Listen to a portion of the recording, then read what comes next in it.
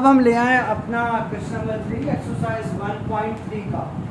इसमें हमारे पास मैट्रिक्स दिए हुए हैं ए मैट्रिक्स -1 2 2 1, बी मैट्रिक्स दिया हुआ है 1 -1, सी मैट्रिक्स दिया हुआ है 1 -1 2, डी मैट्रिक्स दिया हुआ 1 2 3 -1 0 2। अब मैंने 3 पार्ट पहले से आप लोगों के लिए लिख के रखे हैं, जिसमें करना हमने क्या है, हमने इसमें करनी है एडिशन। ये साइन किस चीज का होता है? एडिशन, प्लस का, एडिशन का। इसमें कह रहा है कि जो हमारा ए मैट्रिक्स है ना, उसको ऐड कर दो इस मैट्रिक्स के साथ। एक मैट्रिक्स में हमें गिवन दिया हुआ है और ए की वैल्यू हमें दी हुई है, हमने इसको क्या करना है, ऐड करना। तो हम क्या करेंगे, ए मैट्रिक्स की वैल्यूज लिखेंगे यहाँ से -1 2 2 और 1, और इसको किसमें ऐड करेंगे, गिवन मैट्रिक्स में। क्या गिवन मैट्रिक्स है? 1 1 1 और 1। ये हमारे पास है गिवन मैट्रिक्स। अब मैंने क्या बताया था आपको, पहला एलिमेंट पहले एलिमेंट के साथ, दूसरा एलिमेंट दूसरे एलिमेंट के साथ, तीसरा एलिमेंट तीसरे के साथ, चौथे के साथ क्या आ जाएगा, ऐड हो जाएगा। तो अब हम इसको, यहाँ हमारा इक्वल्स का साइन लाजमी आना चाहिए, -1 +1 +1 2 2 प्लस +1 2 2 प्लस +1 1 प्लस 1। ठीक है, ये इसके साथ ऐड हो गया, ये इसके साथ ऐड हो गया, ये इसके साथ और ये इसके साथ। अब एडिशन तो आपको आती ही है, अगर एडिशन करनी ना है तो आपने कैलकुलेटर में डालना +1 -1, ये कटिंग हो जाएगी तो क्या आ जाएगा 0 2 + 1 3 2 + 1 3 और 1 + 1 2। तो ये जो आपके पास निकला है, ये आपका क्या है, आंसर है। किसका? a प्लस ये वाली वैल्यू। इसका सेकंड पार्ट क्या है, बी में कहता है ऐड। तो अच्छा आपने ये चीज देखी, हमने फर्स्ट क्वेश्चन किया था कि कौन से कंफर्टेबल हैं और नहीं है। तो अब देखो ये भी 2/2 है और ये भी 2/2 है, तो दोनों मैट्रिक्सेस सेम होने चाहिए, तभी आपका क्वेश्चन सॉल्व हो सकता है, आप एडिशन कर सकते हो। अब भी देखो यहाँ पे है 2/1, ये वाला मैट्रिक्स है 2/1, और बी यहाँ पे देखो ये भी क्या मैट्रिक्स है 2/1, मतलब रो कॉलम सेम है इस रो कॉलम के साथ। अच्छा, तो बी के हम वैल्यू लिख देते हैं, बी की वैल्यू क्या, -1 वेरी गुड। और क्या करना हमने, ऐड -2 3। अब हम क्या करेंगे, 1 माइनस प्लस, क्योंकि हमने प्लस करना, प्लस -2 है, प्लस -1 प्लस 3। आप छोटे छोटे स्टेप्स में करें। जब आपको लगे कि अब आप इस लेवल पे हैं कि डायरेक्ट काम कर सकते हैं, तो आप यहाँ पे डायरेक्ट माइनस भी देख सकते थे। तो मैंने कहा एक पॉइंट हमारा और इस क्वेश्चन के साथ कवर होता जाएगा, ये साइंस की मल्टीप्लिकेशन का। माइनस प्लस मल्टीप्लाई में माइनस क्या होता है, माइनस। तो आप यहाँ पे क्या लिख सकते हैं, 1 -2 -2 प्लस 3। आपने अपने कैलकुलेटर में वैल्यू डालनी है। आप मुझे क्या बताओ, 1 में से 2 निकाल सकते हो? इसका मतलब क्या, 1 - 2, 1 में से 2 निकाल सकते हो, 1 में से 2 कभी नहीं निकाल सकते। तो आप क्या करते हो, 2 में से 1 निकाल देते हो, 2 में से 1 निकाला तो पीछे क्या रहेगा, 1। और बड़ी वैल्यू के साथ कौन सा साइन है, माइनस। तो इस वजह से ये आपका आंसर क्या बन जाता है, -1। अगर आपको समझ आए तो वेल एंड गुड, आप किसी स्टेज पे इसको समझ लें। ना समझ आए तो कैलकुलेटर आपको जो ऊपर वाले नवाजे हैं उसका भरपूर फायदा उठाया जाए।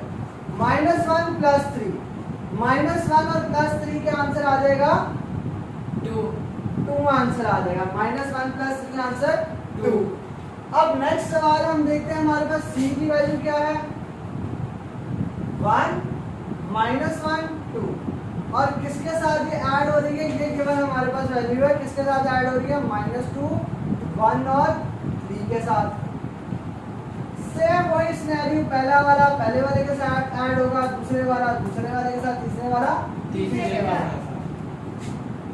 1 प्लस ब्रैकेट में -2, जैसे हमने यहाँ पे किया था, क्योंकि करनी तो हमने एडिशन है ना, तो अक्सर आप साइंस को यहाँ पे चेंज कर देते हो, गलती हो जाती है। जब आप परफेक्ट हो जाओ तो डायरेक्ट साइंस लिखना स्टार्ट कर दो, -1 + 1 2 प्लस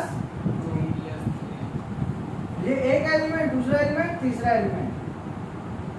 सेम वही सिनेरियो, -2 है और +1 है, तो आंसर -1 -1 प्लस 1 0 0 और 2 प्लस 5 वेरी गुड। तो ये आपके पास इसका आंसर आ गया। इसका आंसर मिल गया आपको। हमारे कितने पार्ट्स हो गए हैं? 3 पार्ट्स हो गए। और हमारे कितने पार्ट्स रह गए हैं? 9 पार्ट्स हैं। हम अगले कोशिश करते हैं कि हम सारे के सारे पार्ट्स मिलके, जैसा कि हमने आपको कहा कि हम सारे के सारे पार्ट्स करेंगे, तो हम मतलब सारे के सारे पार्ट्स करेंगे। अच्छा जी, ये सारे नोट कर लें।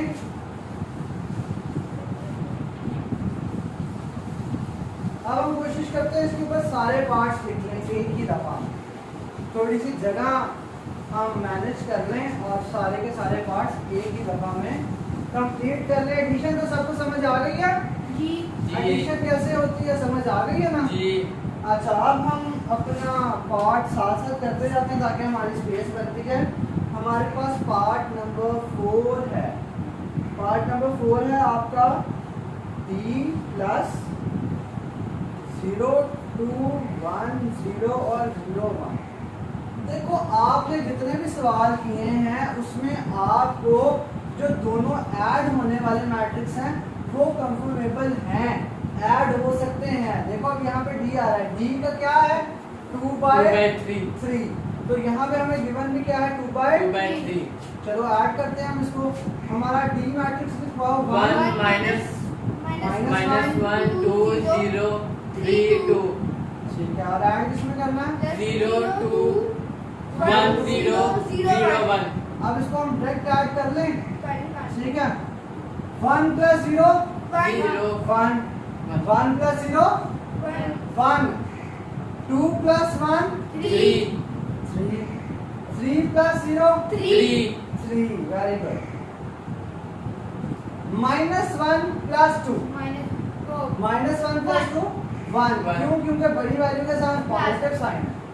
0 प्लस 0 0 0 2 प्लस 1 3। तो आपके पास आंसर क्या आ गया? आपने पहले प्रैक्टिस की, हमने पहले 3 सवाल किए छोटे छोटे छोटे स्टेप्स में करके। अब हमने क्या किया? हमने कहा जी हमें पता लगे कि पहले वाला पहले के साथ ऐड होना। 1 प्लस 0 1 2 प्लस 1 3 प्लस 0 3। तो हमने अपने सवाल को एक स्टेप फॉरवर्ड कर दिया, एक स्टेप ज़्यादा जल्दी सॉल्व करने की कोशिश की।